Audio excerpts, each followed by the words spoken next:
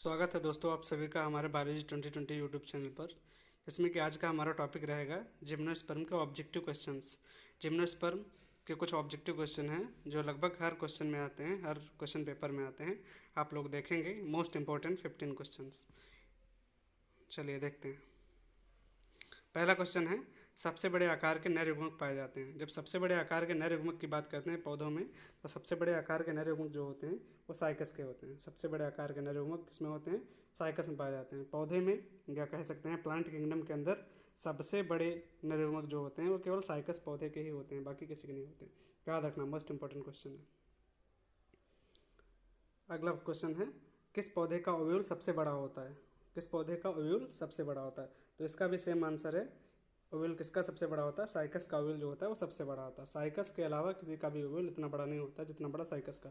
पौधे जगत के अंदर, पूरे प्लांट किंगडम के अंदर साइकस का ओव्यूल जो होता है, साइकस का जो अंडाणु होता है सबसे बड़ा होता है। चलिए आगे देखते हैं अगला क्वेश्चन। जिम्नोस्पर्म का एंडोस्पर्म होता है, तो आपको पता होना चाहिए जिम्नोस्पर्म का जो एंडोस्पर्म होता है वो हैप्लॉइड होता है। और जो अगर हम बात करें एंजियोस्पर्म का एंडोस्पर्म, तो एंजियोस्पर्म का हमेशा ट्रिप्लॉइड होता है, लेकिन यहाँ पे बात की गई है जिम्नोस्पर्म की, तो जिम्नोस्पर्म का एंडोस्पर्म जो होता है वो हैप्लॉइड होता है। आगे अगला बात करते हैं, एफेड्रा निम्नलिखित में से किस समूह का पौधा है?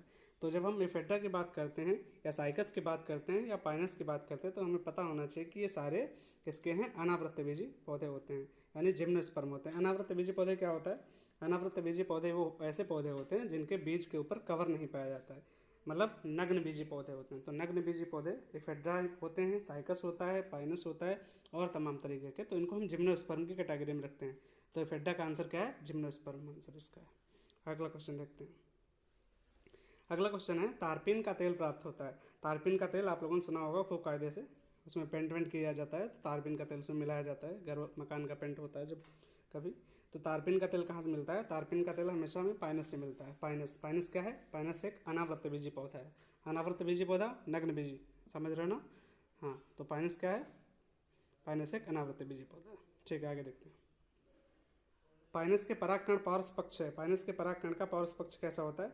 तो इनके जो परागकण होते हैं ये पॉलन, इनमें जो विंग जैसे संरचना होती है, पंख जैसे लगे होते हैं, तो इनका जो पार्श्व पक्ष होता है यानी wing of A pollen grain is intine होता है। ठीक है, तो इंटाइन होता है, आपको पता होना चाहिए। ठीक है, अगला देखते हैं।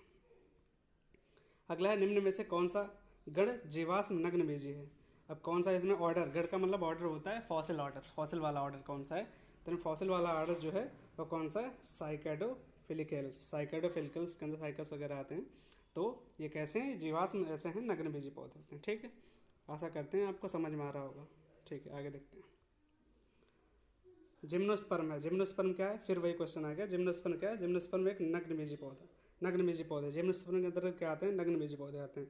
दोस्तों अगर आपको कुछ अब समझ में आ रहा हो, हमारी शॉर्ट नोट अच्छे समझ में आ रहा हो या आपको कुछ इंपॉर्टेंट लग रहा हो, तो सब्सक्राइब चैनल करें और बेल आइकन को क्लिक करें, लाइक सब्सक्राइब जरूर करें। आशा करते हैं आपको समझ में आ रहा होगा। बेस्ट क्वेश्चन हम लाए हैं, करीब 15 क्वेश्चन है। इसमें से आप कोई भी एग्ज़ाम देंगे तो 2-4 क्वेश्चन तो 100% फंसे ही जाएंगे, इस बात की गारंटी है मेरी। चलिए आगे देखते हैं।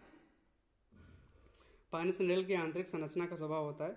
पाइनस कैंडेल, कभी भी आप लोगों ने अगर पाइनस का पौधा देखा हो तो आप देखेंगे पाइनस की जो पत्तियां होती हैं वो एकदम से सी के जैसी होती हैं, बहुत पतली होती हैं, सुई निडल के जैसी होती हैं।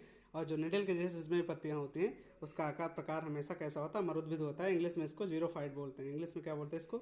इंग्लिश में इसको जीरोफाइट बोलते हैं। ठीक है, आगे देखें। पाइनस है, अगला है पाइनस है। पाइनस क्या है?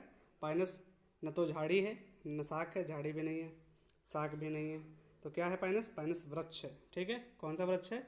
अनावृत बीजी पौधा यानी नग्न बीजी पौधा यानी जिम्नोस्पर्म है। तो पाइनस क्या है? पाइनस जिम्नोस्पर्म है। चलिए आगे देखते हैं।